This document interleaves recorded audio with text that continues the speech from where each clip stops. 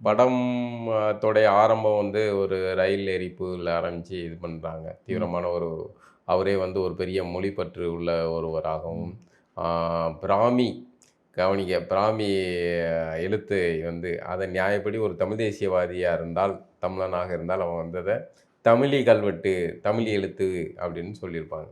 இவங்களுக்கு பிராமி எழுத்துங்கிறத சேர்க்குறாங்க. ஏன் ம். சேர்க்குறாங்கங்கிறத பின்னாடி சொல்லுவோம். ம். இப்படி வந்து ஒரு உணர்வு உள்ள ஒரு இளைஞனா ம். காட்டி அந்த முதல்லயே அந்த படத்துல வந்து எந்தெந்த மொழி சார்ந்து நாங்க பேச போறோன்றத ஒரு வாய்ஸ் ஓவர்ல குடுத்துட்டாங்க. ஆமா. எல்லா தென்னிந்திய மொழிகள் எல்லாமே அத சேர்ந்து அதுல இது உண்மை வந்துச்சு. இல்லை ம். அப்படிங்கிற மாரி சொல்லிடுறாங்க. புனையப்பட்டதுன்னு சொல்லிட்டாங்க அவங்க. ஆனா வந்து நிஜ கேரக்டர்லாம் வைப்பாங்க, காட்சிப்படுத்துவாங்க, எல்லாம் பண்ணுவாங்க.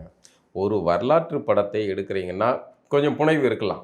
மொத்தத்தையுமாவாடா புனைவா எடுப்பீங்க? மொத்தத்தையுமா வந்து புனைவுன்னா கூட வேற. மொத்தத்தையுமா வந்து திரிவா எடுப்பீங்க?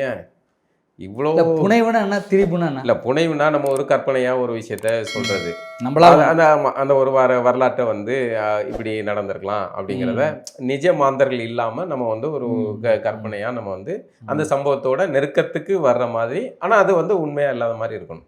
ஆனா திரிபுங்கிறது அந்த சம்பவத்தையே இத மாத்துறது. டோட்டலா மாத்தி திரிச்சு சொல்றது. இது இது வந்து பின்னாடி வரவங்களுக்கு, அந்த வரலாறு தெரியுமானா, நீ அந்த படத்த போய் பாருன்ருவாங்க. ஆமா, ஆமா. அதாவது இது ம். அது இவர்களுடைய முக்கியமான வாசகமே என்னன்னா, இன்றைய செய்தி நாளை வரலாறு.